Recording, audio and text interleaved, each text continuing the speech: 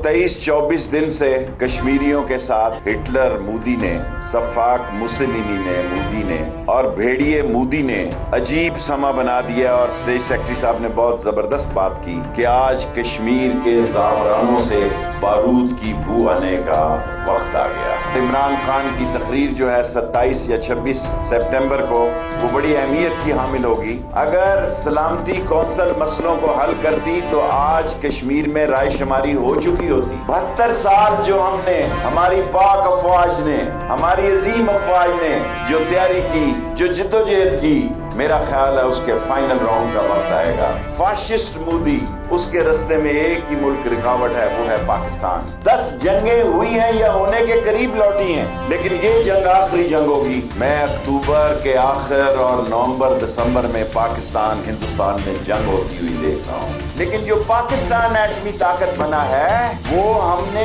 ये हथियार कोई शबरात या दिवाली पर चलाने के लिए नहीं रखे। अगर पाकिस्तान की जिंदगी और मौत का वक्त आ गया, अगर पाकिस्तान के दिफा का वक्त आ गया, तो नेस्त और नाबूद कर देंगे उस सरजमीन को जहां से मुसलमान और कश्मीरियों के खिलाफ ऐलान जंग होगा।